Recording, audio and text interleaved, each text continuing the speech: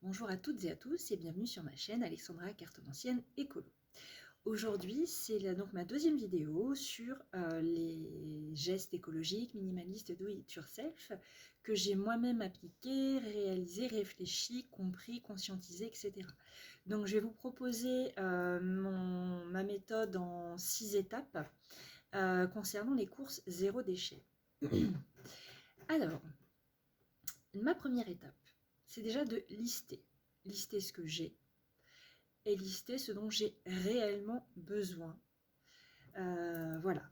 Qu'est-ce que j'ai et de quoi j'ai réellement besoin? En gros, j'ouvre mes placards, j'ai une épice depuis 1 an que je n'ai jamais utilisée et qui ne me servira sans doute jamais. Je collectionnais beaucoup les épices que je n'utilisais jamais, du type la menthe. Alors beaucoup vont aimer, moi j'adore en avoir dans le jardin, la sentir, mais j'en mets jamais dans mes plats par exemple. Des épices très forts, genre le piment oiseau, que je n'utilise pas du tout. Voilà, tout un tas de petites choses comme ça. Ça peut être des vêtements qu'on garde parce qu'on se dit on sait jamais, on verra, peut-être que...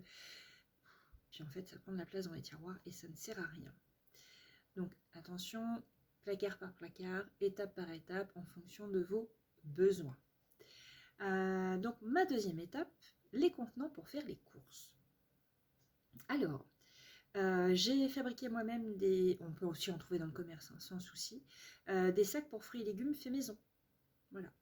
Maintenant, ceux en papier peuvent également se réutiliser et s'utiliser pour comme allume-barbecue ou allume-feu ou voilà, ou se composter, a priori. À vérifier, vérifiez bien avant. Je me suis fabriqué un sac à pain, donc en coton ou en lin. Le lin est recommandé par les boulangers pour conserver le pain. J'ai des boîtes en verre type le parfait, voilà, avec le couvercle en caoutchouc à remplacer régulièrement si vous les stérilisez. Sinon, vous voyez, en fonction de l'état, le principal c'est qu'il n'y ait pas d'air qui passe pour qu'il n'y ait pas de petites bébêtes qui rentrent. Voilà. Pour stocker votre riz, vos pâtes, vos farines, vos bonbons. Qu'est-ce que je mets dedans moi? Riz, pâtes, farine, bonbons, les restes aussi. Je peux stocker les restes. Je peux aller chercher mon fromage dedans. Les pépites de chocolat. On a un petit fait pour le chocolat à la maison. Les bocaux en verre, donc tout ce qui va être bocal de cornichons, une fois que vous l'avez fini, gardez le vinaigre.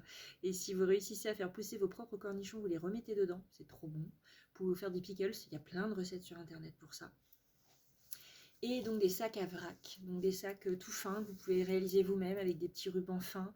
Honnêtement, moi j'ai utilisé des vieux rideaux que je n'utilisais plus, que je voulais plus mettre, des voilages, vous savez, translucides, qui laissent passer la lumière en rendant pour autant la visibilité chez soi plus compliquée. Je les ai découpés en rectangles, que j'ai pliés en deux, j'ai cousu les 3 côtés, j'ai fait un ourlet sur le haut avec un petit ruban. Et maintenant ça me fait comme une petite glissière, ce qui me permet de mettre mes fruits et mes légumes de saison dedans quand j'ai besoin d'y aller, au lieu d'utiliser les sacs plastiques. Parce que compostable peut-être, dans mon bac à compost je l'ai retrouvé en lambeaux certes, mais pas décomposé complètement. Les bouteilles en verre. Donc je me suis mise quelque temps au jus de fruits en bouteille en verre, donc ce qui est déjà mieux en termes d'écologie, et je les ai conservés. Pourquoi? Parce que j'avais l'occasion d'aller chercher mon lait directement à la ferme, et donc je ramenais mes bouteilles en verre que je stérilisais avant en les faisant bouillir dans de l'eau. Dites-moi si c'est une bonne technique ou pas. En tout cas, moi, ça a toujours fonctionné. Mon lait n'a jamais tourné. Et donc, le lait frais entier que j'avais, en rentrant chez moi, je le faisais bouillir donc pour le pasteuriser. Et je le remettais dans une bouteille propre qui était également à nouveau stérilisée. Donc, je pense que l'un et l'autre fonctionnent bien. Après, vous pouvez tout à fait aller chercher vos jus de pommes, vos jus de fruits, ou faire vos propres jus de fruits et vos soupes et les stocker dans vos bouteilles en verre.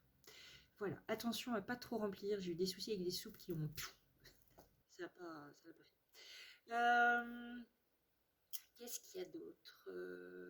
Les bivraps, j'ai testé. Je trouvais ça, à l'époque, il y a quelques années, un peu cher à acheter pour ce que c'était. Je me dis, ouais, est-ce que ça fonctionne vraiment? Est-ce que si, est-ce que ça? Et en fait, oui, non, ça fonctionne très très bien. Donc je les ai fait moi-même, j'ai voulu tester, hein. Comme ce que je vous disais, je teste tout ce que je vais vous proposer, tout ce dont je vais vous parler. Donc j'ai utilisé une vieille tête traversin en coton, mais de qualité, hein, pas les trucs qu'on va acheter là en coton tout fin et qui se déchirent au bout de 6 mois. Je l'ai passé en machine. Je l'ai laissé sécher dehors, pas de sèche-linge. J'ai découpé avec un ciseau cranteur, donc ça fait des petits crans comme ça. Je ne suis pas encore douée, mais à l'avenir, j'essaierai de vous mettre des images et des photos de ce que j'ai. Donc je les ai découpés donc, en forme dont j'avais besoin. Donc sur le moment, j'avais besoin, parce que j'avais beaucoup de mousse au chocolat. Donc j'avais besoin pour des petits contenants. Oui, parce que j'ai aussi acheté des crèmes dans des bocaux en verre, dans des petits bocaux en verre avec le couvercle, enfin, l'opercule en alu dessus, je ne sais pas si vous voyez de quoi je parle. Et c'est bon, mais voilà, je les ai achetés juste pour pouvoir mettre ma mousse au chocolat dedans après. Donc je faisais ça, enfin je fais ça, et je pose mon bivrap que j'ai adapté, j'ai fait une taille adaptée à ça. Oui, parce que faire des bivraps c'est bien, mais il faut que ça soit adapté à nos contenants. Important. J'en ai fait des un peu plus grands en fonction de la taille de mes saladiers. Une chose importante sur le bivrap, ne pas mettre de viande crue ou de fromage. Parce que le bivrap, vous le faites, votre table à repasser, une planche en bois très grande, bien plus grande que le bivrap. Donc une grande planche à découper par exemple. Papier sulfurisé, votre cire d'abeille, votre textile, la cire d'abeille, papier sulfurisé. Voilà. Papier sulfu, coton, cire d'abeille, papier sulfurisé. Et vous repassez sans vapeur, faire bien chaud. Et vous allez voir la cire s'étaler sur le coton. Une fois que la cire est étalée sur le coton, vous laissez refroidir votre bivrap et il est prêt. Il n'y a plus qu'à le nettoyer à l'eau après utilisation. C'est super facile et ça dure dans le temps. Ça sent bon. Et la cire d'abeille a des tonnes de super bonnes propriétés que je vous laisse regarder et trouver sur internet en fonction de ce dont vous avez besoin et de vos questions. J'ai pris donc mon fameux panier, mon grand panier de courses, vous savez comme les grand-mères elles prenaient. Et j'avais également mon petit chariot à roulettes que j'ai trouvé pour moins de 3 € je crois dans une boutique qui faisait du débarras de magasin, enfin des stockages de l'eau. Très bien, ça m'a fait un moment. Effectivement, c'était pas de la méga qualité, donc il a fallu le renforcer avec des petites équerres métalliques que j'ai récupérées d'un autre meuble. Donc, allez, si ça m'a coûté 3 € le chariot, je crois que c'était 2,97 € de mémoire, les 2 charniers récupérés. Voilà. Il n'est pas réfrigérant, effectivement. À bien réfléchir quand on charge son chariot, quand on fait ses courses. Pensez aux choses lourdes au fond et aux choses plus légères au-dessus. En gros, au lieu de finir par le frais, comme on ferait en grande surface, on commence par le frais et le lourd qui va être dans des boîtes plus lourdes, plus costauds, et on finit par ses légumes et on met sa salade au-dessus, par exemple, hein, ou ses fruits, ou ses fraises. On ne va pas mettre les fraises en dessous, sinon on a directement de la purée, de la compotée de fraises. Voilà. Voilà. Après, vous pouvez tout à fait aussi avoir un cabas isotherme, hein, si j'en ai pris un sans vouloir faire de pub chez Lidl. Voilà, il est très bien leur panier isotherme. Vous avez un film plastique, vous ouvrez avec une fermeture éclair, vous mettez votre pain de glace en dessous, comme ça l'humidité du pain de glace ne ressort pas sur vos produits frais. Vous remettez le plastique et vous n'avez plus qu'à le zipper au-dessus, et il y a un caoutchouc qui protège bien quand on le porte, c'est génial. La troisième étape, je pense que là j'ai fait le tour des contenants.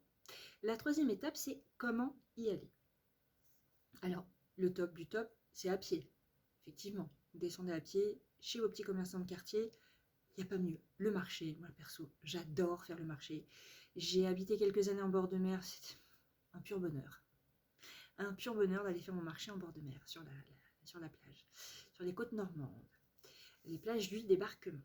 Donc à pied c'est top. À vélo, attention, bien penser à une quantité suffisante de sacs, de paniers derrière, paniers devant, pour pouvoir tout transporter, bien réfléchir au poids avant de partir, parce que si on n'est pas un adepte du vélo et qu'on débute et qu'on se rajoute 10 kg sur le vélo, on risque d'en baver pour ne serait-ce que le petit faux plat qu'on va devoir remonter pour rentrer chez soi. Voilà. Et après, en voiture, pour ceux qui n'ont pas la chance de pouvoir y aller à pied, mais en organisant bien son parcours de voiture. Je m'explique. On commence par, pour le coup, on commence pas par les produits frais et on se dessine un parcours le plus court possible et le plus approprié, un meilleur circuit possible pour pouvoir faire ses courses. On réfléchit avant à ce qu'on va faire, au lieu de se dire, allez, je vais faire les courses, et je vais où? Voilà, on réfléchit avant à son trajet, même si c'est en voiture, parce qu'on n'a pas tous la possibilité de faire ses courses à pied, on n'a pas tous la possibilité de faire ses courses à vélo. Honnêtement, je n'ai pas de vélo électrique et mon vieux VTT qui pèse un lourd, que je ne sais pas depuis combien de temps je l'ai réellement utilisé. Ça fait des années que je ne l'ai pas utilisé. Je n'irai pas faire mes courses avec, il est trop lourd. Voilà. Si j'ai un jour l'occasion d'avoir un vélo électrique, j'en bénéficierai, j'en profiterai pour aller faire mes courses avec, ça c'est clair. La quatrième étape, où aller? Donc, afin de pouvoir déterminer son parcours en voiture ou à vélo ou à pied, pareil, il faut trouver donc les petits commerçants. Donc on commence à se balader. Moi honnêtement j'ai commencé par me balader à pied. J'ai regardé ce qu'il y avait. Il y a quoi comme petits commerçants? Les marchés c'est quel jour? Est-ce qu'il y a des AMAP? Voilà. Une recherche à faire. Voilà, c'est vraiment tout simple. Et puis surtout, j'achète que la quantité dont j'ai besoin. Voilà, je ne me surcharge plus avec la méga promo du jour sur les 25 rouleaux d'essuie-tout, que j'utilise plus, mais 25 rouleaux d'essuie-tout et qui me feront un stock longtemps, comme ça j'aurai pas besoin d'y retourner. Sauf que, est-ce que j'ai besoin d'essuie-tout? Personnellement, non. Voilà. Ou les 24 canettes, non, pas besoin. Trouver un bon boucher. Effectivement, moi j'avais une ferme à ce moment-là, au moment où j'ai écrit les articles, j'avais une ferme à côté de chez moi qui faisait des caisses de demi-veau, par exemple. Alors oui, je sais, pour les véganes, les gens qui n'aiment pas la viande, ça peut être dur à entendre, j'aurais dû vous prévenir, je m'en excuse. Il y avait du cochon aussi. Effectivement, c'est un petit peu plus cher que dans le commerce, mais la qualité, comment vous dire, il n'y a pas photo. Et au moins, c'est directement au producteur. Je ne paye pas le magasin, l'intermédiaire, le camion, le carburant, l'électricité du magasin, du machin, du truc, du stockage. Voilà, je ne paye que la personne qui a réellement élevé l'animal. La personne qui n'a pas de week-end, qui n'a pas de dimanche, qui s'est levée très tôt le matin et qui se couche très tard le soir pour prendre soin de ses bêtes. Voilà. Ça me paraît être une valeur importante. Après, effectivement, quand on a un petit budget comme j'ai moi actuellement, je ne peux plus me le permettre. Mais si vous le pouvez, faites-le. C'est l'idéal. Et en plus, effectivement, on achète... Bon, là, j'ai acheté en gros colis. J'avais un gros congélateur, je pouvais stocker. Mais si on n'a pas ça, et puis dans l'idéal, c'est encore mieux, on peut le faire en achetant des plus petites quantités. Si on vit seul, et bien sûr, dans les magasins, bien souvent, j'ai pas fait attention, mais je crois que c'est que par 4, 6 ou 8 des tranches de jambon, par exemple. Vous vivez seul. Est-ce que vous avez besoin de 8 tranches de jambon? Vous n'allez pas en manger toute la semaine. Donc vous allez chez votre boucher charcutier, vous demandez 2 tranches de jambon, fine, moyenne, épaisse, peu importe. Vous avez ce qu'il vous faut dans votre emballage à vous. Donc en plus de ça, vous n'avez même pas l'emballage du jambon à mettre à la poubelle. Voilà, un exemple. Allez chez votre primeur, demandez d'où viennent les produits. S'il est bio, c'est génial. S'il n'est pas bio sur tous les produits, bah, vous le questionnez, vous vous intéressez aux fournisseurs, d'où ils viennent, etc. Si ça vient de trop loin, bah, voilà. Bon, après, effectivement, les bananes, compliqué. Les avocats aussi, mais je crois que maintenant, on peut avoir des avocats français à voir. Et surtout, ça vous permet d'acheter des fruits et légumes de saison. On évite d'acheter des tomates en plein hiver. J'ai acheté dernièrement des courgettes, c'est pas la saison, je sais. Je fais mes gâteaux avec les courgettes. On n'est pas parfait. Ne vous mettez pas la pression. Là, tout ce que je vous donne comme conseil, comme idée, c'est un condensé de tout ce que j'ai pu faire. Ça ne veut pas dire que vous allez pouvoir réussir à tout faire d'un coup. Ce sont des pistes de réflexion, des idées, des choses qui peuvent vous parler ou pas. Si ça vous parle, réfléchissez-y. Si ça ne vous parle pas pour l'instant, vous laissez tomber, vous passez à l'étape d'après. Et peut-être qu'un jour, vous vous direz, bah, je vais regarder la vidéo, il y a peut-être des choses que j'ai loupées. Ou ah, tiens, en fait, c'est vrai, elle avait parlé de ça et ça peut être bien d'essayer de le faire. Voilà. Bon, pareil pour le poissonnier, ça c'est le top. Moi, j'habitais sur la côte, donc pas plus frais. Le fromager. Alors, qu'est-ce que j'ai adoré aussi. La ferme faisait aussi son propre fromage frais, sa tome. Le souci, par contre, c'est que pour le coup, j'en mangeais plus. Parce que c'était très bon. là, pour le coup, c'était pas très économique. C'était super bon. Trouver une épicerie vrac et bio de quartier. J'ai la chance d'en avoir une qui avait ouvert récemment près de chez moi, donc c'était génial. Avec 2 gérants, mais super adorables, le conseil, le contact, enfin, c'est quand même bien plus appréciable que de passer dans les rayons et de se tirer la tête devant le rayon, puis je mange quoi ce soir, je sais pas. Là, vous avez un commerçant en face de vous, vous discutez, voilà, vous parlez de tout et de rien, et au final, il vous dit, bah, je viens de recevoir, je sais pas, des poireaux, et puis, oh, ça c'est vrai, je peux me faire une fondue de poireaux. Voilà, vous n'y avez pas pensé, vous arrivez en ayant faim, en ayant l'habitude d'aller dans les grands magasins, et le conseil du commerçant de quartier peut vous aider à passer ce cap et à vous donner des idées recettes, des idées menus ou des idées ménage, soins, beauté, tout ce que vous voulez. Boutique bio beauté également. Donc là, j'en ai retrouvé quelques-unes. J'en avais pas avant à proximité de chez moi, donc je commandais sur internet. J'avoue que le site sur lequel je commandais, les prix ont un peu évolué à la hausse. Je crois sauf erreur que ça a baissé un petit peu là, mais au final, quand je suis arrivée dans la grande ville dans laquelle je suis, j'ai trouvé plusieurs boutiques bio de produits de beauté et j'ai découvert des marques géniales, françaises, locales. Voilà, je vous laisse découvrir tout ça. Pianotez dans votre région, regardez ce qu'il y a comme marque bio, super, voilà. Donc pour tout ce qui est soin du corps, du visage, des cheveux, du maquillage, avec des emballages respectueux. Parce que je suis rentrée une fois dans une boutique de maquillage soin, savon, etc. Et j'ai dit, oui, mais votre emballage il est en plastique. Et mon gars, elle a fait, c'est du plastique de maïs. Et bam, je me suis gentiment fait remettre à ma place. Donc c'est fait parfois avec de la fécule de maïs ou de maïs. Après avoir s'il y a d'autres types d'emballage, mais je ne me suis pas plus questionnée quand j'ai compris qu'ils étaient très très à cheval sur l'éthique et sur le bio. Donc on arrive à la 5e. Ah oui, non, il y a la droguerie avant. La fameuse droguerie, dans laquelle vous allez pouvoir vous fournir en savon de Marseille. Alors, ça ne regarde que moi. Mais le Marius de Fabre ou le fer à cheval, j'ai pas trouvé mieux. Les autres, pas top. Je les ai testés pour ma lessive, il n'y a que ces deux-là qui fonctionnaient, qui ne me faisaient pas une lessive qui durcissait, qui se solidifiait, qui me faisait des grumeaux, un truc dégueu. Pour le corps, le démaquillage, je les ai testés, c'était génial. À titre perso, j'ai dû arrêter, soucis de peau, sécheresse. Je suis repartie sur des choses un peu plus lentes là.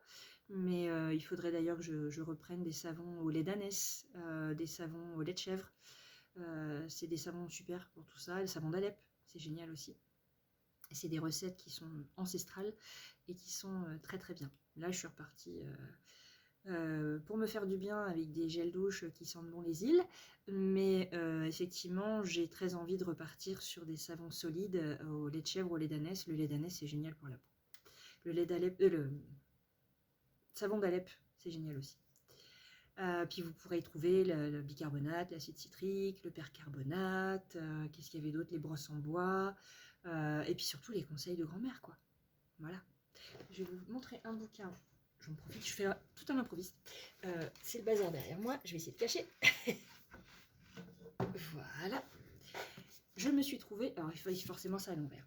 Donc la Bible Larousse des secrets de grand-mère. Donc il est à combien ce livre ? 22,95 € quand je l'ai acheté, ça fait quelques années que je l'ai.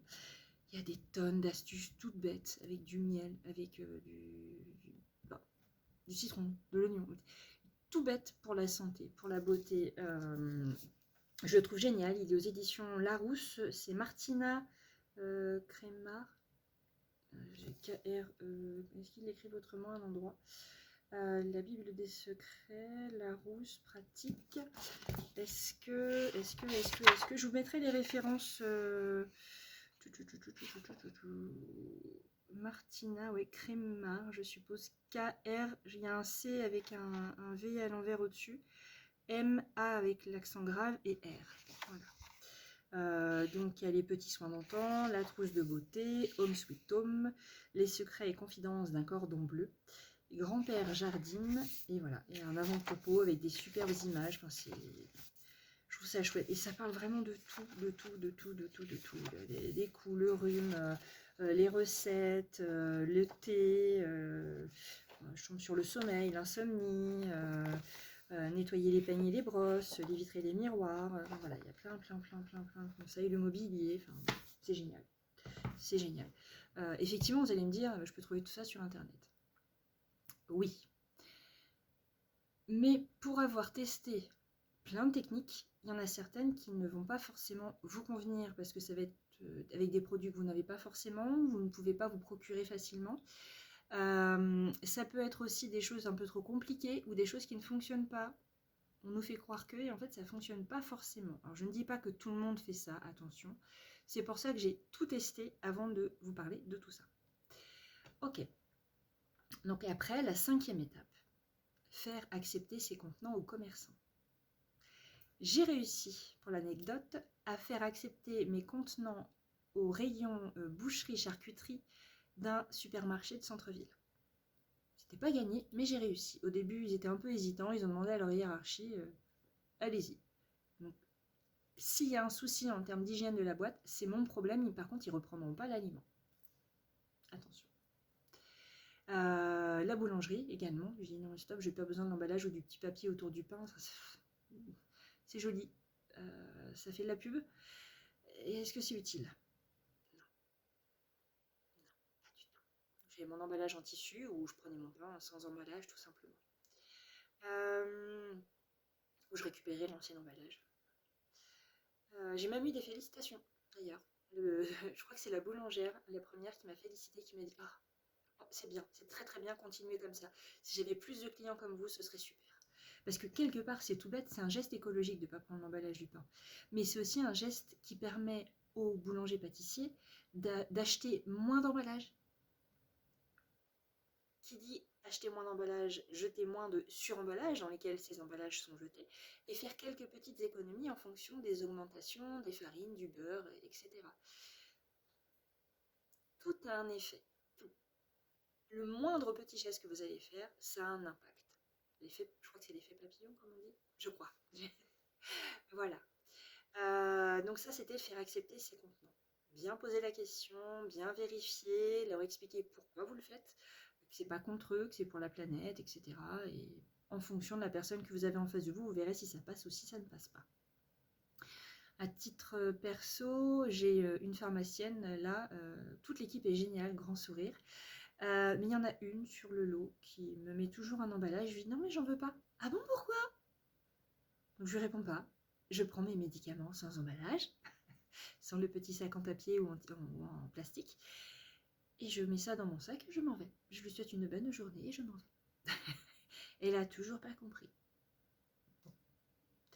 Après, j'essaie de me soigner au maximum naturellement, de par une alimentation, une hygiène de vie. C'est pas toujours facile et j'ai effectivement besoin de certains traitements, donc j'ai pas le choix d'avoir des boîtes de médicaments. Mais déjà sans l'emballage, c'est déjà un geste. La 6e étape, ranger ses courses.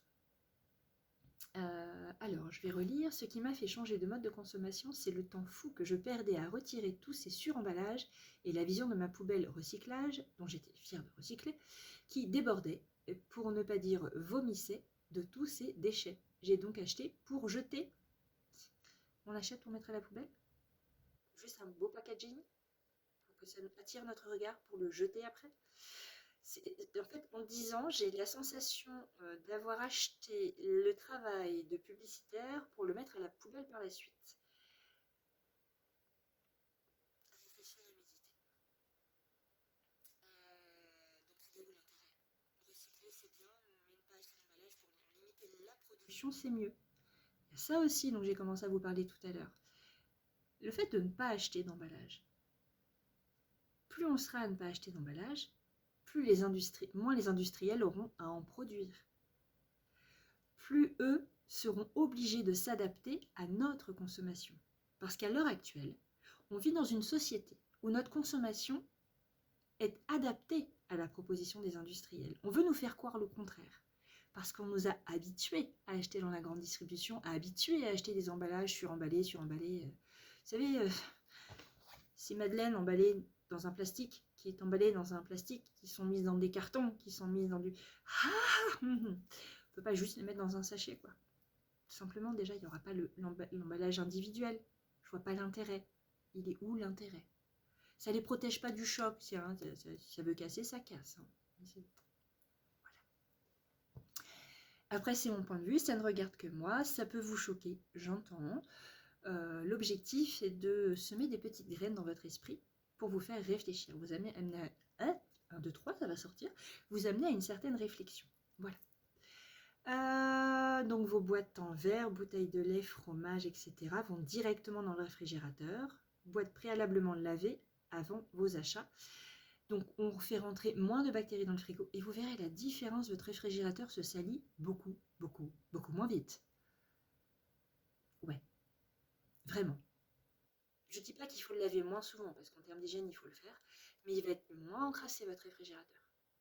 La différence est flagrante. Je vous laisse tester. À vous de juger. L'épicerie, ça se range d'elle-même, puisque c'est déjà dans les bocaux. Il n'y a plus qu'à reposer son bocal. Derrière, si vous faites comme moi je faisais, j'avais enlevé toujours 2 de coquillettes, 2 de tortilles pour les pâtes, 2 de farine, etc. pour être sûr de ne pas tomber à court quand je retournais faire mes courses. Donc je prenais celui qui était vide et je laissais celui qui était encore plein ou à peine entamé. Et comme ça, ensuite je faisais la rotation. Donc juste sur 2 produits, il me suffit de mettre celui qui est déjà entamé devant et le nouveau derrière. Un peu comme ce qu'ils font dans les magasins quand ils font le tri des dates. Des fameuses, alors je sais plus si ça se dit comme ça, mais des DLC et des DLUO. DLC c'est à la date, il faut vraiment pas le consommer. DLUO c'est la date limite de consommation optimale. Je crois que ça a changé dernièrement. C'est la date qui est notée sur les yaourts, quoi. Vous pouvez consommer encore 15 jours après, mais voilà. Des fruits et légumes. On peut les ranger dans une jolie corbeille, posée sur la table. Les tomates n'ont pas besoin d'être dans le réfrigérateur, les œufs non plus. Voilà. Vous pouvez entreposer vos œufs sur le plan de travail. Oui, les ails, les oignons, les échalotes se portent à merveille dans un gros pot en terre, cuite, troué dans le bas. En fait, il faut que ça soit dans un endroit sec, à l'abri de la lumière et des différences de température. Donc l'idéal, c'est ce bocal ouvert, dans un placard. Vous êtes sûr qu'il n'y a pas du tout de lumière, ça va limiter la germination et ça va vous permettre de les conserver beaucoup plus longtemps. Moi, je n'en ai qu'un pour l'ail, l'échalote et l'oignon. Effectivement, il suffit d'en avoir un qui commence déjà un peu à être un peu trop fait à l'intérieur, je vais dire ça comme ça. Ça peut attaquer tout le bocal. Donc, si vous avez la possibilité d'avoir des paniers que vous pouvez mettre dans un placard, donc ce sera à l'abri de la lumière, à l'abri des gros chocs de température et dans quelque chose d'aéré, c'est l'idéal. Voilà, je réfléchis aussi à ça actuellement, mais bon, j'ai pas un appartement, mon appartement n'est pas grand, hein, donc je fais avec ce que j'ai et j'adapterai en fonction de mes besoins et de mes moyens au fur et à mesure. C'est ce que je vous conseille. Ne jetez surtout pas pour changer. Voilà. Si actuellement vous avez des paniers en plastique, gardez vos paniers en plastique tant qu'elles sont aérées. Voilà. Après, c'est pas l'idéal parce que le plastique, ça va surchauffer, ça fait moins respirer, mais allez pas jeter quelque chose qui est utile pour acheter autre chose qui est utile. Il n'y a pas d'intérêt non plus là. C'est pas du tout écologique. Voilà. Les carottes et les pommes de terre se conservent très bien dans une cagette, les carottes dans du sable. Voilà. Ça se conserve très très bien dans du sable. Toujours à l'abri de la chaleur, de l'humidité, de la lumière. Voilà, alors les produits ménagers, c'est la même chose que pour l'épicerie. Hein. J'ai toujours 2 bocals de bicarbonate, 2 bocals de percarbonate de soude, 2 bocals de cristaux de soude et 2 bocals d'acide citrique. Voilà, c'est ce qui me permet de faire mon ménage. Et un savon de Marseille d'avance, même si mon savon de Marseille me fait des mois. Voilà, j'ai une petite brosse pour laver la vaisselle, j'en ai toujours une deuxième en plus, parce que je sais que je me connais, le jour où elle va être vraiment cuite, c'est là où je vais me dire « Ah, j'en ai plus, ah bah on est samedi soir, bah ce sera pas dimanche, ah bah lundi je peux pas, puis mardi... » Et puis là ça va s'envoler de mon cerveau et je vais oublier. Donc j'en ai toujours une d'avance au cas où, et puis c'est pas le prix que ça coûte. Puisqu'on change juste la brosse et pas le manche. Voilà, les produits d'hygiène corporelle. Oui, on s'y retrouve forcément beaucoup plus facilement dans le rangement. Il n'y a pas 72 bouteilles de shampoing. Il y a un shampoing solide qui est adapté à vos cheveux. Alors, conseil pour avoir testé. J'avais à cette époque-là les cheveux gras avec des pellicules. J'ai voulu prendre directement le shampoing solide cheveux gras pellicule. Sauf que, attention, ce sont des savons naturels, des shampoings naturels. Donc vos cheveux sont habitués aux shampoings industriels. Donc mon conseil, c'est de partir sur le shampoing solide neutre dans les premiers temps. Alors oui, au début, ça va être une galère pour le faire mousser, ça va être compliqué, vos cheveux, ça ne va pas vous convenir. Persistez. Au bout de plusieurs shampoings, vous allez voir la différence. Et bizarrement, après avoir utilisé le shampoing neutre, solide, je n'avais plus de soucis de pellicule et mes cheveux grassaient moins. Hein, voilà. Connaissant mon hypersensibilité à beaucoup de choses, je pense que les shampoings industriels peuvent être très bien, mais pour certaines personnes, le solide est bien mieux. En tout cas, pour moi, j'ai trouvé ça bien mieux. Là, je suis repartie sur du liquide parce que économiquement, c'était plus viable pour moi. Mais le shampoing solide, c'est génial. Puis le mien, il était trop rigolo. Alors, c'était un shampoing neutre, mais pour cheveux bouclés, parce que maintenant mes cheveux sont bouclés. Ils y étaient quand j'étais petite, et puis maintenant. Enfin, après non, puis maintenant oui. Oh, bref, je sais plus. Il avait un nom trop mignon, genre Choubidou, ou bref, un nom comme ça. C'était mignon aussi d'aller chercher son petit shampoing, et puis quand le commerçant ne savait plus le nom, je dis bah oui, c'est celui-là. Donc on rigolait, un petit sourire, voilà. C'est toujours rigolo.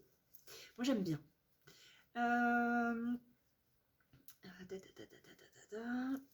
Oui, et puis en plus, avec les produits d'hygiène du supermarché, on achète de l'eau. On n'achète pas que du savon. On achète beaucoup d'eau. Pareil pour le produit à vaisselle et autres. D'ailleurs, produit à vaisselle, j'en parle maintenant, je n'ai toujours pas trouvé mon bonheur. Voilà. Je suis repartie au produit à vaisselle premier prix. Alors, le savon de Marseille avec la brosse et un rinçage à l'eau bouillante au camping, j'ai adoré. C'était génial, c'est ce qu'il fallait. Rinçage vraiment à l'eau bouillante. C'était parfait. En revanche, pour faire sa vaisselle de tous les jours, quand on se tape tous les légumes à éplucher, le gratin, le truc, le machin, ça prend des plombes. Donc je suis repartie avec mon savon, mon produit à vaisselle standard qui sent bon les îles ou qui sent bon ce dont vous aimez bien, la pomme, le citron, peu importe. Voilà. Donc voilà, donc le côté positif avec les produits d'hygiène, c'est qu'on retrouve de la place dans sa salle de bain. On a beaucoup moins de produits. Et le peu de produits qu'on a, c'est plus condensé. C'est-à-dire que la grosse bouteille de gel douche se transforme en savon solide. La grosse bouteille de shampoing, ça se transforme en savon solide, qui dure beaucoup plus longtemps. Je vous le confirme. Beaucoup les mettent dans leur douche. J'ai arrêté de le mettre dans la douche. Parce qu'en fait, dès qu'il y a un peu de chaleur, un peu d'humidité, ça fond et on en perd. Donc je les stocke à côté, avec une petite ventouse au-dessus de mon lavabo ou autre. Mais en tout cas, pas dans la douche. C'est mieux. Alors on arrive à la fin, on était déjà à la 6e étape de ranger ses courses. Je vais relire mon texte. Donc pour conclure, vous n'avez rien à y perdre en essayant. Mais attention, chacun y va à son rythme, sans pression. J'insiste, sans se mettre la pression. Le changement c'est bien, mais quand c'est trop brutal, on a tendance à se braquer. L'exemple tout bête, hein, je n'ai jamais fumé, mais pour les fumeurs, quand je vois la difficulté qu'ils ont à arrêter d'un coup, je pense que ça pourra parler à beaucoup. Voilà. Donc à vos cabas, à vos bocaux, à vos bonnes idées, petit à petit, tranquillement, prenez votre temps. Prêt, partez, foncez. À bientôt!